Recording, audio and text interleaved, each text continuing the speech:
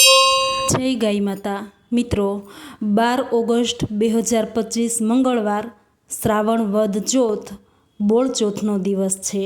આજે ગાય માતાની પૂજા કરી બોળ ચોથની વાર્તા સાથે 4 વાર્તા સાંભળવાનું મહત્વ છે। આજે બોળ ચોથની વાર્તા, સામા પાંચમની વાર્તા, આ 2 વાર્તા સાંભળવાથી માસિક ધર્મને લગતા દોષમાંથી મુક્તિ મળે છે, જાણે અજાણે થયેલા પાપનો નાશ થાય છે।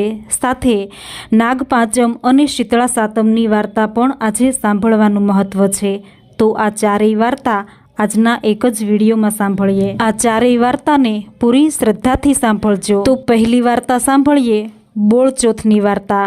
વાર્તા સાંભળતી વખતે હાથમાં ઘઉં કે ચોખાના દાણા રાખવા અને મનમાં જય ગાય માતા એમ બોલતું રહેવું। બોલો ગાય માતાની જય। આજે ગાય અને તેના વાછરડાની પૂજન કરવાનું વિશેષ મહત્વ છે। આજે ઘઉં અને ઘઉંમાંથી બનાવેલ વાનગીઓ ન ખાવી તેવી માન્યતા વર્ષોથી છે। તેમજ ગાયનું દૂધ, ગાયના દૂધમાંથી બનાવેલી વાનગી ન ખાવી તેવી માન્યતા વર્ષોથી છે। આજે ગાય અને તેના વાછરડાની પૂજા કરવામાં આવે છે। આ પૂજા ગોધૂલી સમયમાં કરાય છે। જ્યારે ગાય સાંજે ચરીને પાછી ફરે એ વેળાને ગોધૂલી વેળા કહેવાય છે। આજે ગાયનું તેના વાછરડા સહિત પૂજા કરવાથી અનેક દોષમાંથી મુક્ત થવાય છે, કારણ કે ગાય માતામાં 33 કરોડ દેવતાનો વાસ છે। માટે ગાય માતાનું પૂજન કરવાથી અનેક જન્મોના પાપ નાશ પામે છે। આપણી ભારતીય સંસ્કૃતિમાં આ ચોથનું ખૂબ જ મહત્વ છે। આપણા જીવનમાં જેટલી આપણી જનતાનું ઋણ છે એટલું જ ઋણ ગાય માતાનું પણ છે, જે તેનું દૂધ આપણને આપે છે, આપણને તંદુરસ્તી આપે છે, આપણા બાળકોને પોષણ આપે છે। આથી જ આપણી સંસ્કૃતિમાં ગાયને માતા કહી છે। ગાયનું ઋણ ચૂકવવાનો દિવસ એટલે બોળચોથ। આ દિવસે સ્ત્રીઓ બોળચોથનું વ્રત કરે છે। વ્રત કરનાર સ્ત્રી કંકુ, ચોખા, ફૂલ અને નાગલા ચડાવી ગાય માતાની પૂજા કરે છે અને બાજરીનો રોટલો અને મગનું શાક ખાઈ એકટાણું કરે છે, કારણ કે આ દિવસે ઘઉંની કોઈ પણ વસ્તુ ખાવાની નથી હોતી। તેમજ ગાયનું દૂધ પણ ન ખાવું એવી માન્યતા છે। તેમજ આજના દિવસે ચપ્પુ છરીથી ન કાપવું અને ખાંડવું નહીં તેવી માન્યતા છે। આજે દરેક સ્ત્રીઓ ગાય માતાની અચૂક પૂજા કરે છે। ગાય માતાના શિંગડા પર તેલ લગાવી, કંકુનો ચાંદલો કરી, નાગલા ચડાવી, પૂંછડે જળનો અભિષેક કરે છે અને પ્રદક્ષિણા કરે છે। આવી રીતે બોળ ચોથની ગાય માતાની પૂજા અને વ્રત કરી વાર્તા સાંભળવામાં આવે છે। આવી રીતે પૂરી શ્રદ્ધાથી જે બહેનો બોળ ચોથનું વ્રત કરે છે તેના સૌભાગ્યમાં વૃદ્ધિ થાય છે, તેના બાળકોને લાંબી આયુષ્ય, નિરોગી જીવન અને સુખાકારીનું વરદાન પ્રાપ્ત થાય છે। તો મિત્રો, આ હતું બોળચોથ વ્રતની વિધિ, આ દિવસનું મહત્વ, આ દિવસે કરવાના કાર્યો। તો હવે સાંભળીએ બોળચોથનું મહાત્મ્ય દર્શાવતી આજના દિવસે સાંભળવામાં આવતી બોળચોથની કથા વાર્તા। બોલો ગાય માતાની જય। એક ગામ હતું, એમાં સાસુ અને વહુ રહે। શ્રાવણ મહિનો આવ્યો। શ્રાવણ મહિનામાં અંધારી ચોથનો દિવસ આવ્યો।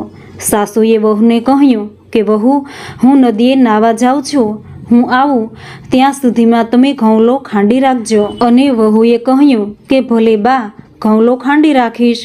વહુને જરા અક્કલ ઓછી હતી, તે ઊંધું સમજી। તેના ઘરે એક લાલ રંગી વાછરડો હતો। બધા તેને ઘઉંલો કહેતા હતા, જેથી વહુ સમજી કે આ ઘઉંલો ખાંડવાનું કહ્યું છે। અને વહુએ તો વાછરડાને પકડી અને માંડ માંડ કાપી અને ખાંડી નાખ્યો અને પછી મોટા હાંડલામાં નાખી અને ચૂલે ચડાવ્યો। સાસુ તો નદીએ નાઈ ઘરે આવ્યા અને વહુને કહ્યું કે વહુ, તમે ઘઉંલો ખાંડી રાખ્યો? વહુએ કહ્યું કે હા બા, ઘઉંલો તો ખાંડ્યો, પણ માંડ માંડ હાથ માર્યો, પણ મેં તો ગમે તેમ કરી એના કટકા કરી અને ખાંડી જ નાખ્યો અને હાંડલે ચડવા મૂક્યો છે। આ સાંભળી સાસુએ કહ્યું કે કટકા કર્યા તે વળી કયો ઘઉંલો ખાંડ્યો? અને વહુ બોલી કે બા, આપણો વાછરડો ઘઉંલો। આ સાંભળી સાસુ તો હાય હાય કરવા લાગી કે વહુ, અરે ગાંડી, તે તો ગજબ કરી નાખ્યો. કુંબળા વાછરડાને કાપતા તારો જીવ કેમ હાલ્યો? અને સાસુની આંખમાંથી તો દળદળ આંસુ વહેવા લાગ્યા અને વહુને ઠપકો આપ્યો. વહુને પણ પોતાની ભૂલ સમજાઈ અને તે પણ રડવા લાગી. હવે આનું શું કરવું? અને સાસુએ તો મોટો ટોપલો લઈ તેમાં પેલું હાંડલું મૂક્યું અને વહુને ઉકરડે દાટી આવવા મોકલી. ગામના ઉકરડે જઈ વહુએ પેલું હાંડલું દાટી દીધું અને ઘરે પાછી આવી અને સાસુએ કમાડ વાસી દીધા. અને સાસુ તો ભગવાનના નામનું સ્મરણ કરતી બેસી ઘરમાં રડે છે. હવે વાછરડાની માતા ગાય હતી, તે સવારમાંથી સીમમાં ચરવા ગઈ હતી. તેને ત્યાં આત્મજ્ઞાન થયું. તેને ખબર પડી કે પોતાનો ઘઉંલો મરી ગયો છે અને તેને ઉકરડામાં દાટી દીધો છે. અને ગાય તો ઠેકડા મારતી ઉકરડે ગઈ અને જોરથી શીંગડું માર્યું અને બરાબર હાંડલાને વાગ્યું. એ સાથે જ એમાંથી જીવતો વાછરડો ઘઉંલો બહાર નીકળ્યો અને ગાય માતા પાસે આવી ધાવવા લાગ્યો. હવે ગામમાં એક રંગી વાછરડાવાળી ગાય બીજે ક્યાંય ન હતી. તેથી ગામની બધી જ સ્ત્રીઓ તેની પૂજા કરતી. ઘણી વાર થઈ ગામની સ્ત્રીઓ હાથમાં થાળી લઈ ઘઉંલાને પૂજવા આવી, પણ ઘઉંલો દેખાતો નથી. બારણા ખખડાવ્યા, પણ સાસુ કમાડ ઉઘાડતી નથી. જવાબ શું આપે? અને અંદરથી કંઈ જવાબ ન મળ્યો એટલે બધી સ્ત્રીઓ પાછી ફરી ગઈ. ત્યાં તો સામે ગાય અને તેનો વાછરડો દોડતો આવી પહોંચ્યો, પરંતુ વાછરડાના ગળામાં ફૂલના હારને બદલે હાંડલાનો કાંઠલો. આ જોઈ બધી સ્ત્રી તો નવાઈ પામી. એક સ્ત્રીએ વાછરડાના ગળામાંથી કાંઠલો કાઢી અને બધી સ્ત્રીએ વારાફરતી તેનું પૂજન કર્યું. ગળામાં ફૂલનો હાર પહેરાવ્યો અને ગાય માતાની ગરબી ગાવા લાગી. એટલે ઘરમાં રહેલા સાસુ વહુ વિચારવા લાગ્યા કે વાછરડો તો મરી ગયો છે અને ગરબી શાની ગવાય છે. અને સાસુએ બારણાની તિરાડમાંથી જોયું તો ગાય ઊભી હતી અને વાછરડો ધાવી રહ્યો છે. આ જોઈ સાસુ તો હરખાઈ ગઈ અને ભગવાનનો ઉપકાર માન્યો અને સાસુએ કમાડ ખોલી નાખ્યા અને જે કંઈ બન્યું હતું તે બધી જ હકીકત બહેનોને સંભળાવી અને કહ્યું કે બહેનો, તમારા ગાય માતાના વ્રતના પ્રતાપે મારો ઘઉંલો સજીવન થયો છે. અને સ્ત્રીઓએ કહ્યું કે માજી, ગાય માતાના શરીરમાં 33 કરોડ દેવતાઓનો વાસ હોય છે, એટલે ગાય માતાનું વ્રત કરવાથી મનોકામના જરૂર પૂરી થાય છે. અને ત્યારથી સાસુ અને વહુને પણ ગાય માતા ઉપર એટલી બધી શ્રદ્ધા બેઠી કે તે પણ દર વર્ષે બોળચોથનું વ્રત કરવા લાગી અને આ દિવસે ખાંડવું નહીં, દળવું નહીં તેવો નિયમ લીધો. હે ગાય માતા, તમે જેવા સાસુ વહુને ફળ્યા તેવું તમારું બોળચોથનું વ્રત કરનાર, ગાય માતાની પૂજા કરનાર, આ કથા સાંભળનાર, વાંચનાર દરેકને ફળજો. દરેકની મનોકામના પૂરી કરજો. દરેકના ઘર પરિવારની, બાળકોની રક્ષા કરજો. બોલો ગાય માતાની જય. બીજી વાર્તા છે સામા પાંચમની વાર્તા.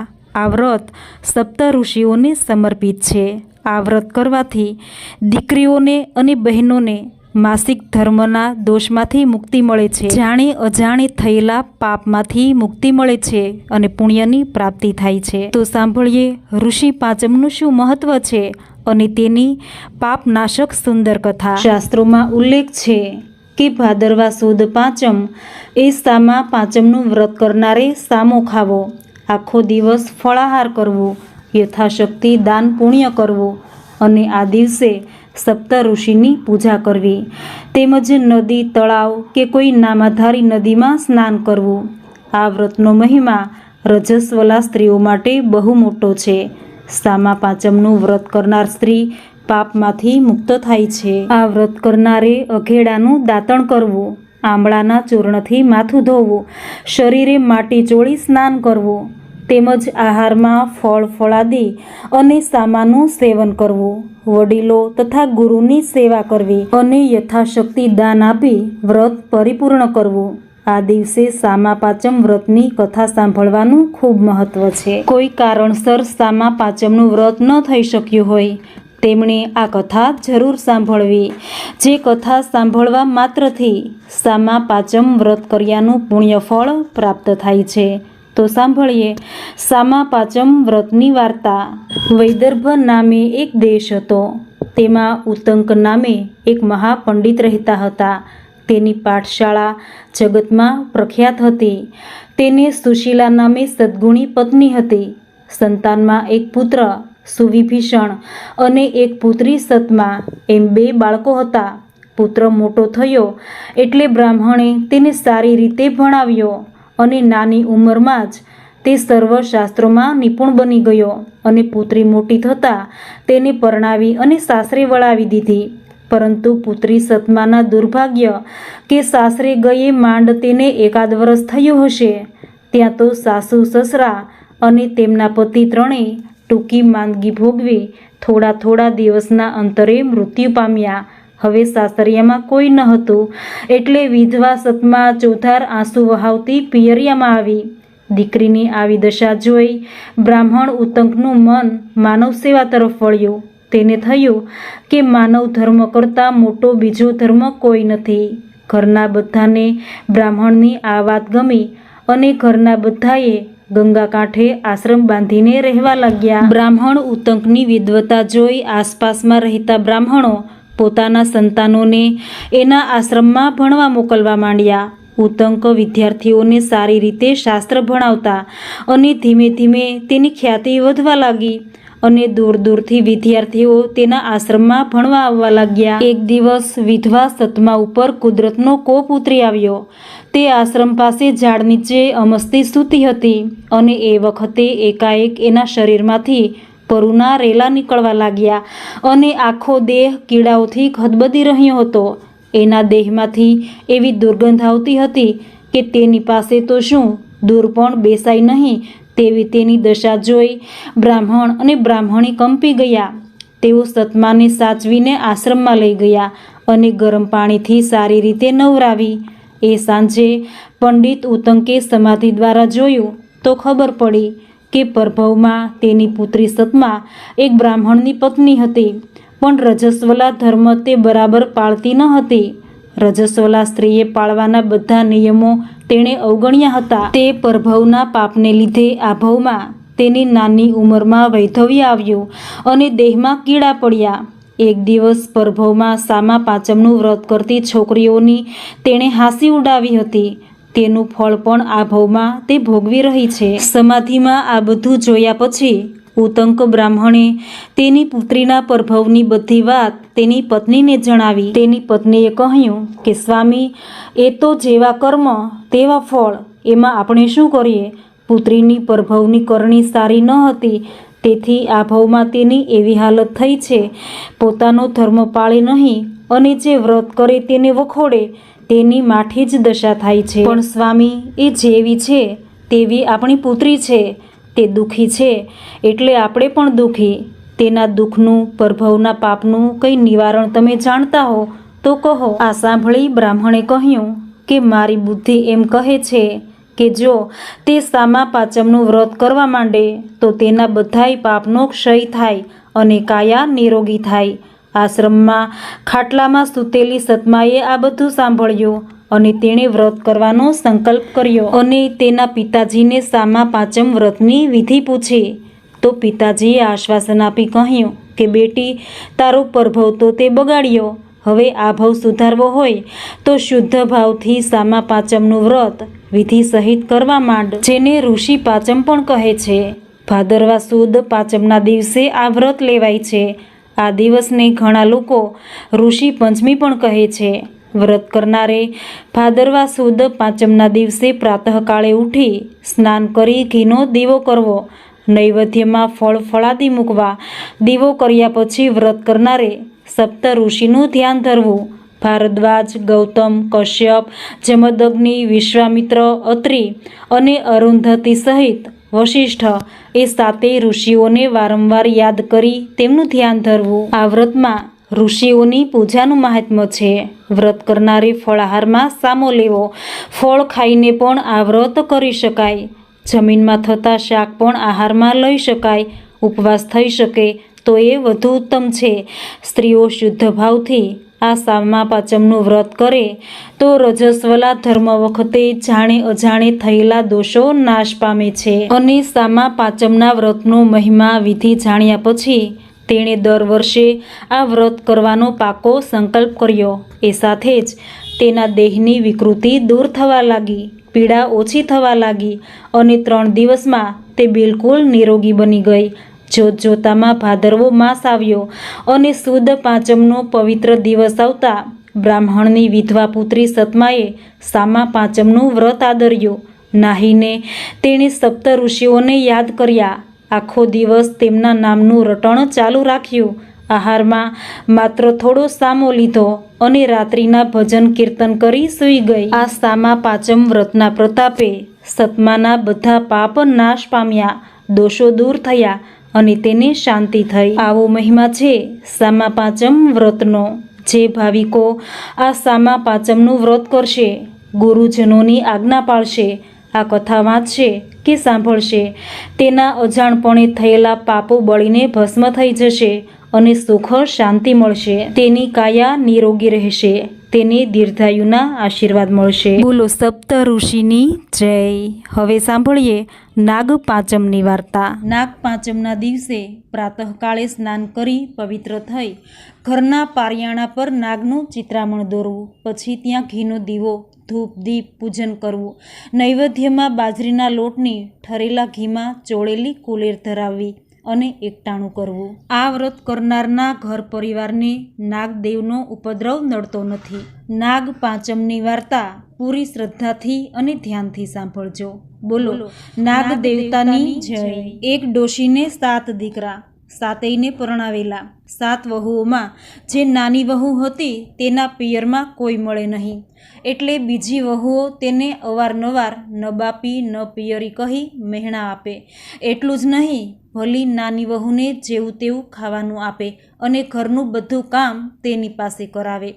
એવામાં શ્રાદ્ધ પક્ષ બેઠો અને ડોશીના ઘરમાં દૂધની મજાની ખીર રંધાઈ અને તે ખીર ઘરના બધાએ હોંશે હોંશે પેટ ભરીને ખાધી, પણ નાની વહુને જરાયે ખીર ન આપી. એક તો નાની વહુને ચડતા દિવસો હતા, તેમાં ખીર રંધાયેલી જોઈ એટલે ખીર ખાવાની ઘણી ઈચ્છા થઈ, પણ કોઈએ આપી નહીં.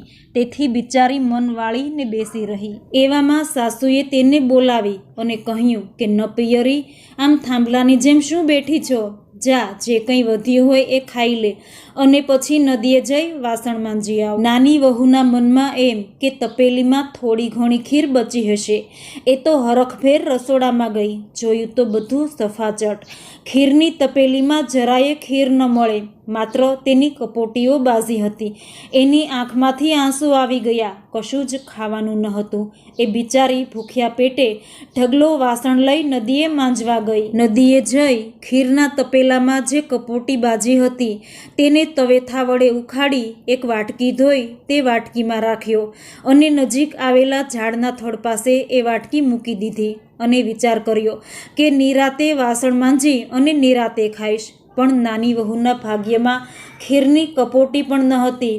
એક ઝાડ આગળ રાફડામાં એક ગર્ભવતી નાગણ રહેતી હતી. તેને ખીરની વાસ આવી એટલે તે બહાર આવી ખીરની બધી કપોટીઓ ખાઈ હરખભેર રાફડામાં જતી રહી. નાની વહુએ બધા વાસણ માંજી સ્નાન કરી લીધું. પછી વસ્ત્રો પહેરી ખીરની કપોટી ખાવા ઝાડ પાસે ગઈ તો વાટકીમાં કંઈ જ ન મળે. એ તો આશ્ચર્યમાં પડી ગઈ કે આવી બળેલી કપોટી પણ કોણ ખાઈ ગયું હશે. પેલી નાગણી રાફડામાંથી ડોકું બહાર કાઢી ત્યાં જ જોતી હતી. ત્યાં તો નાની વહુ ગુસ્સે થવાને બદલે બોલી કે મારા જેવી કોઈ દુખિયારીએ ખાધી હશે, ભલે તેણે ખાધી. મારું પેટ ઠરે એવું ખાનારીનું પેટ ઠરજો.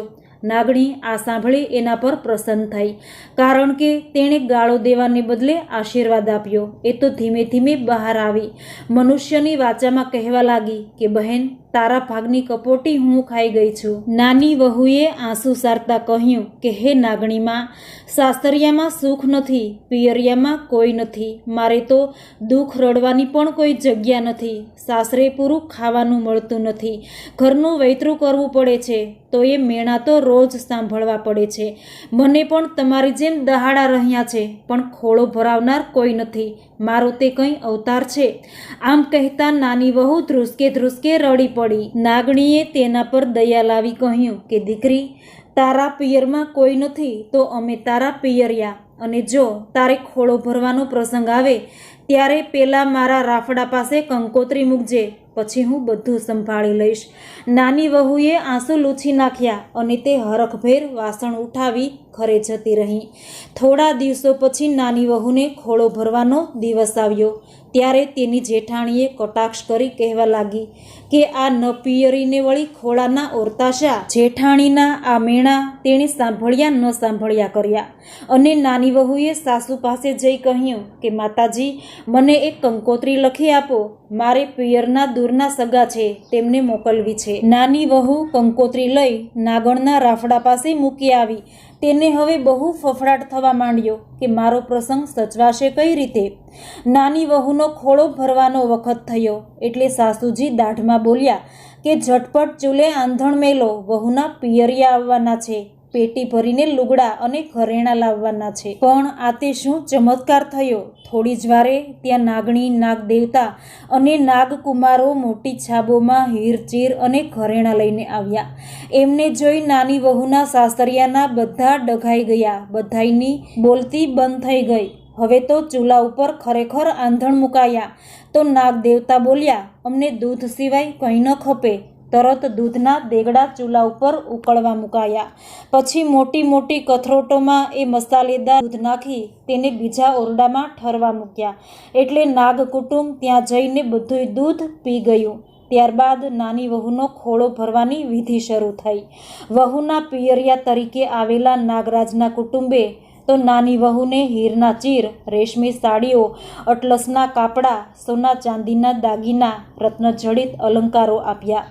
આ જોઈને નાની વહુના સાસરિયાઓની તો આંખો જ ફાટી ગઈ. ખોળા ભરણું થયા પછી નાગદેવતાએ ડોશીને કહ્યું કે માજી, તમારી વહુને અમારી સાથે વળાવો. સુવાવડ આવ્યા પછી 1.25 મહિનાનું નાશે ત્યારે તેને અમે મૂકી જઈશું. નાની વહુ તો નાગ કુટુંબ સાથે ચાલવા લાગી. જ્યારે તેઓ નદી પાસે આવેલા રાફડા આગળ આવ્યા ત્યારે નાગમાતાએ કહ્યું કે દીકરી, ડરીશ નહીં, તું અમારી પાછળ ચાલી આવ. તે બધાની પાછળ નાની વહુ રાફડામાં પ્રવેશી તો અંદર મોટું ભોંયરું હતું અને તેમાં સુંદર મહેલ હતો. આ જોઈ નાની વહુનો બધો ભય ટળી ગયો. મહેલના ચોકમાં એક કલાત્મક હિંડોળા ખાટ હતી. તેના પર નાની વહુને બેસાડી ને તેની પાસે નાનકડા નાગકુમારોને બેસાડી નાગણીએ કહ્યું કે દીકરી, આ નાગકુમારોને તારા ભાઈ સમજી તેની સાથે રમજે, જે આનંદ કરજે. તારે અહીં ખાવા પીવાનું, ખેલવાનું અને મજા કરવાની. માત્ર એક જ કામ કરવાનું છે. એમ કહી નાગણીએ એક ઘંટડી લાવી આપી. તેને કહ્યું કે નાગકુમારો સવાર, બપોર અને સાંજે દૂધ પીએ છે. એ ત્રણેય સમયે તારે ઘંટડી વગાડવાની. એટલે ઘંટડીનો અવાજ સાંભળી નાગકુમારો જ્યાં હશે ત્યાંથી તારી પાસે દોડતા આવશે અને પછી તારે દૂધ પીવડાવવાનું. સમય વીતતા નાની વહુને સુવાવડ આવી. રૂપાળો પુત્ર સાંપડ્યો. છોકરો ધીમે ધીમે મોટો થતો ગયો. એક દિવસ નાની વહુએ નાગકુમારોને પીવા માટે ચૂલા ઉપર દૂધનું તપેલું ચડાવ્યું હતું. દૂધ ઉકળી ગયું એટલે તેને ટાઢું પાડવા બાજુના ખંડમાં ગઈ. આ દરમિયાન તેનો છોકરો ત્યાં રમતો હતો. તે પાપા પગલી માંડતો ઘંટડી પાસે ગયો અને ઘંટડી વગાડવા લાગ્યો. ઘંટડીનો અવાજ સાંભળી દૂધ પીવાનો વખત થયો એમ સમજી નાગકુમારો ત્યાં દોડી આવ્યા અને નાગકુમારોને જોઈ છોકરો ડરી ગયો. એટલે તેના હાથમાંની ઘંટડી નીચે રહેલા 2 નાગકુમારોની પૂંછડી પર પડી અને ઘંટડીની ધારથી બંનેની પૂંછડી કપાઈ ગઈ. બીજા નાગકુમારો ઉતાવળમાં દૂધ પીવા ગયા પણ તે ગરમ હતું તેથી એના મોઢા બળી ગયા. નાની વહુએ નાગકુમારોના ચિત્કારો સાંભળ્યા અને તેણે આવીને જોયું તો નાગકુમારો બાંડિયા બૂચિયા થઈ ગયા હતા.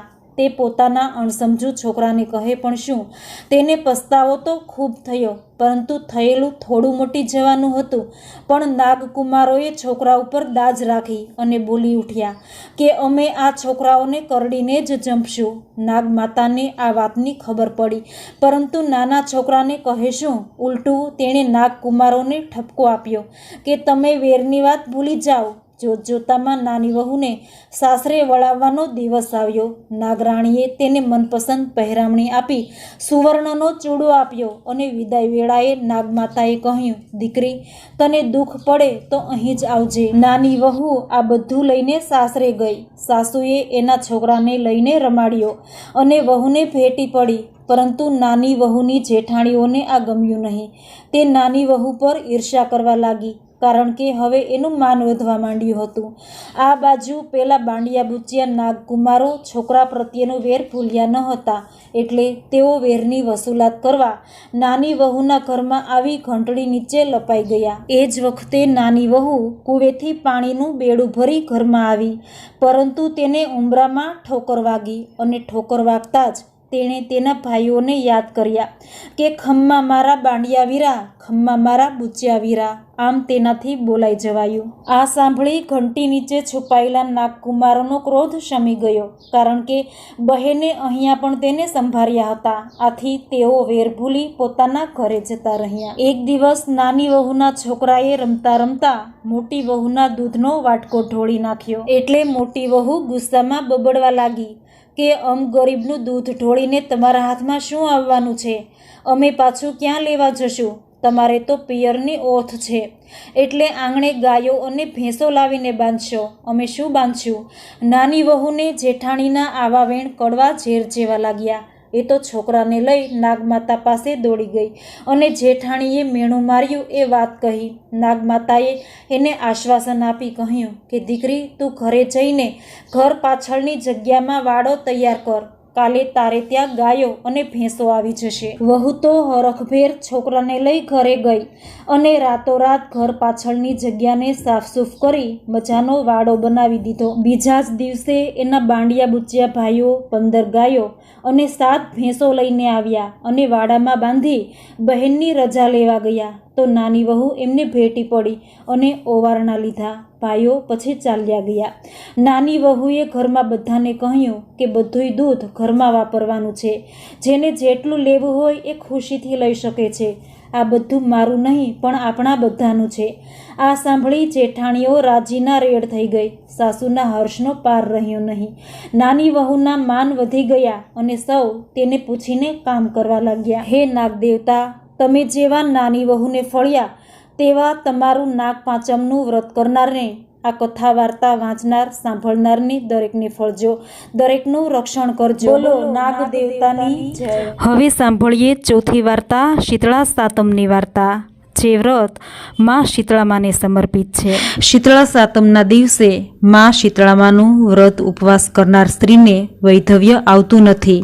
આ દિવસે શીતળા માતાની પૂજા વિધિ વિધાનથી જે કરે છે તેના પર આદ્યશક્તિ માં શીતળા અતિ પ્રસન્ન થાય છે. તેને આજીવન શીતળતાની સુખદ અનુભૂતિ કરાવે છે.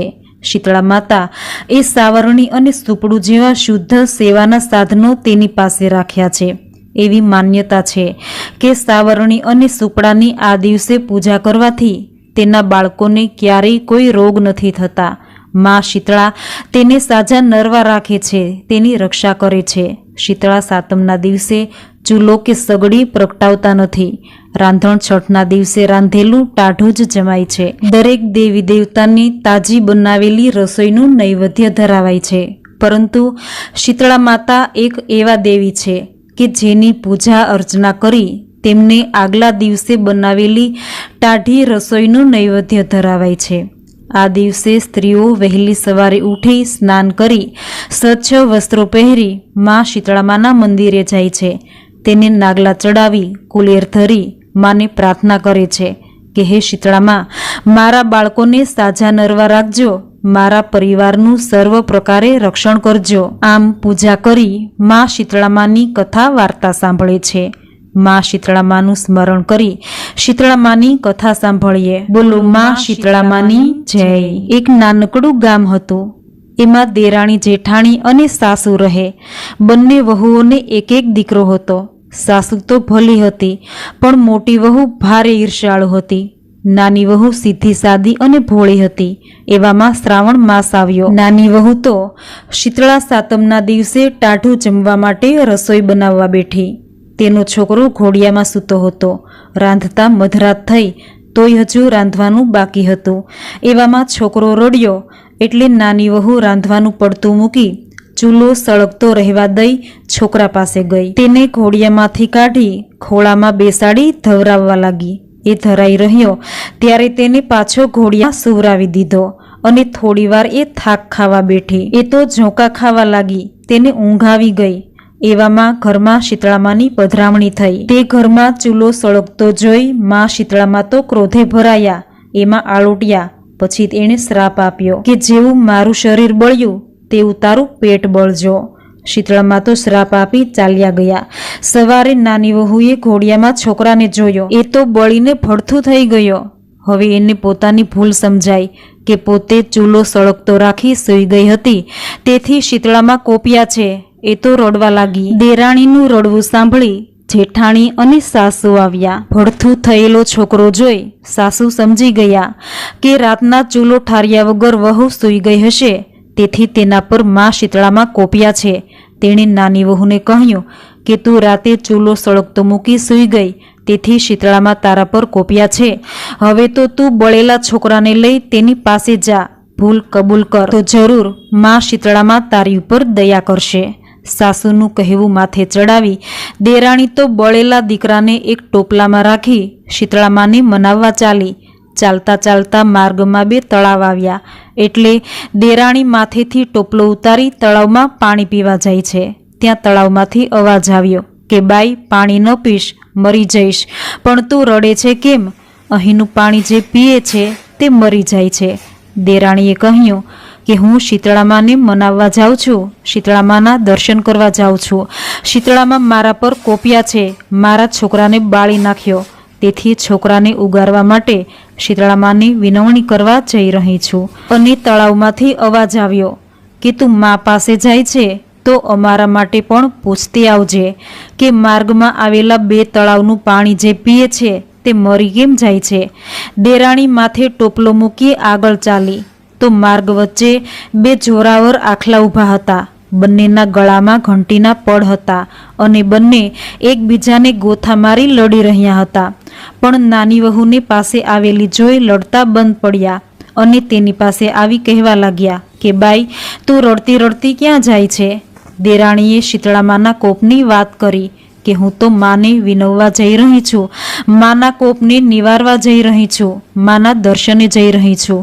આ સાંભળી આખલા બોલ્યા કે બાઈ, અમે પરભવના કોઈ પાપને લીધે આખો દિવસ લડ્યા કરીએ છીએ.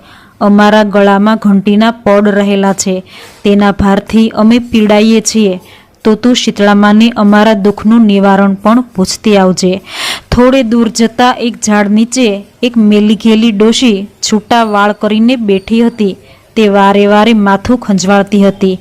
આ ડોશી તે જ શીતળામાં હતા. દેરાણીના મનમાં થયું કે ડોશીને માથામાં જુઓ કરડતી લાગે છે, તો તેનું માથું જોઈ આપું, જેથી તેને શાંતિ થશે.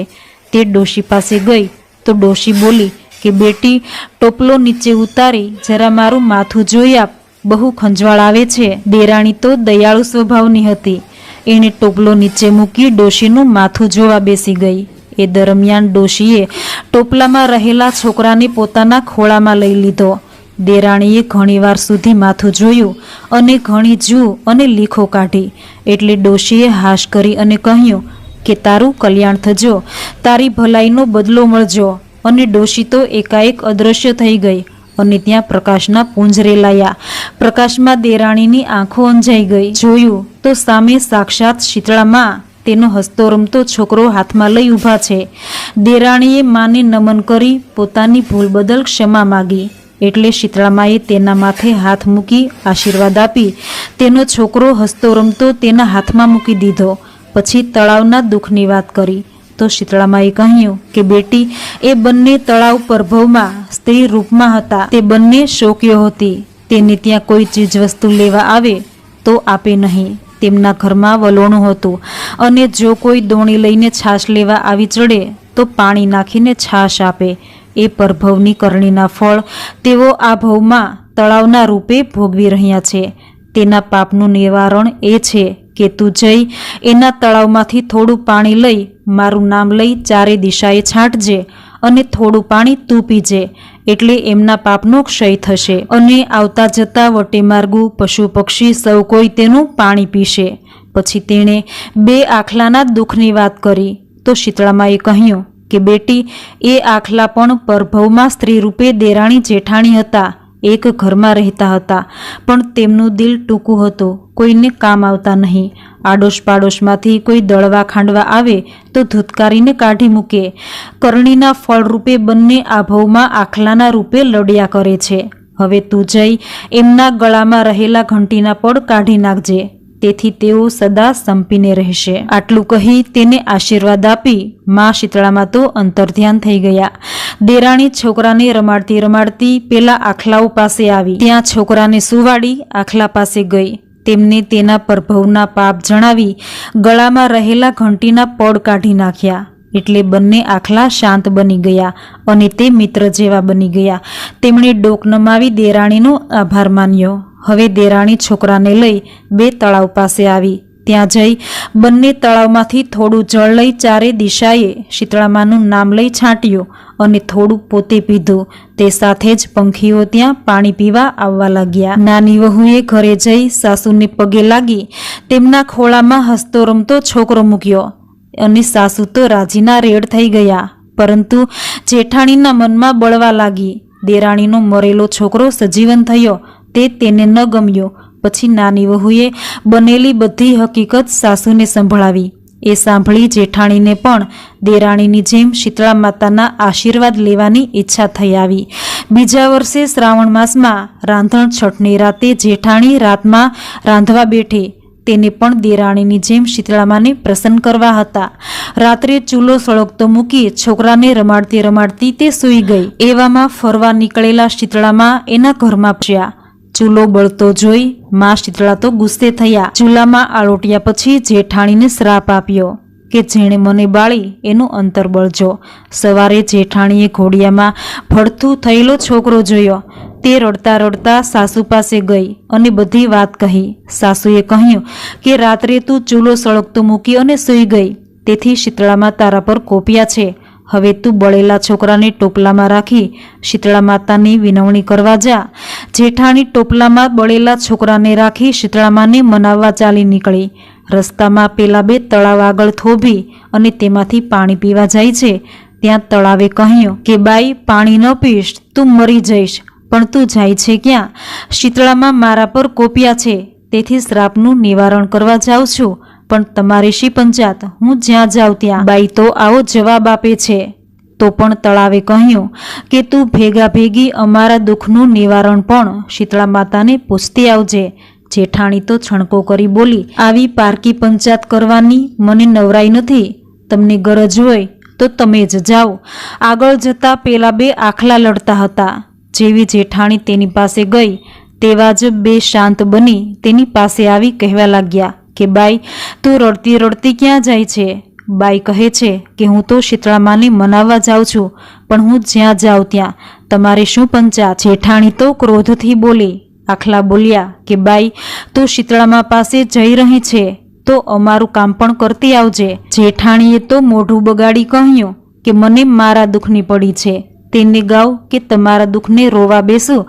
જેઠાણી તો બબડાટ કરતી માથે ટોપલો મૂકી આગળ ગઈ તો એક ડોશી ઝાડ નીચે માથું ખંજવાળતી બેઠી હતી. ત્યાં જઈ જેઠાણી ટોપલો નીચે ઉતારી થાક ખાવા બેઠી. તેને જોઈ ડોશીએ કહ્યું કે બાઈ, મારું માથું જોઈ આપને. આ સાંભળી જેઠાણી તો છણકો કરીને બોલી કે હું કાંઈ નવરી નથી કે તમારું માથું જોવા બેસું. હું તો શીતળા માતાની શોધમાં નીકળી છું. જેઠાણીનું ભાગ્ય વાંકું કે શીતળામાં સાક્ષાત ડોશીના રૂપમાં તેને મળ્યા, પણ ક્રોધના લીધે તે ઓળખી શકી નહીં અને માના આશીર્વાદનો લાભ ગુમાવ્યો. શીતળા માતાને શોધવા આખો વગડો ખૂંદી વળી. અંતે થાકી તે મરેલા છોકરાને લઈ ઘરે આવી. જેઠાણીએ તો અદેખાઈમાં પોતાનો છોકરો ગુમાવ્યો અને દેરાણીને ભક્તિભાવથી સુખ સાંપડ્યું અને જેઠાણી તેના લક્ષણે દુઃખી થઈ ગઈ. હે શીતળામાં, તમે જેવા દેરાણીને ફળ્યા તેવી તમારી ભક્તિ કરનારને, આ કથા સાંભળનારને, વાંચનારને દરેકને ફળજો. દરેકના સંતાનોની રક્ષા કરજો. બોલો માં શીતળામાની જય. મારી પ્રિય બહેનો, આજની આ ચારેય વાર્તા જેને પાપ નાશક વાર્તા કહેવાય છે, જે સાંભળવાથી માસિક ધર્મને લગતા તમામ દોષ નાશ પામે છે, જાણે અજાણે થયેલા પાપનો નાશ થાય છે અને પુણ્યની પ્રાપ્તિ થાય છે। વર્ષમાં એકવાર આવતા આ તહેવારોમાં પૂજાથી અને કથા વાર્તા સાંભળવાથી આપણા પરિવાર બાળકો સુખી થાય છે। તો મિત્રો, તમારી સહેલીમાં આ વિડીયોને શેર કરજો। જય માતાજી, જય શ્રી કૃષ્ણ।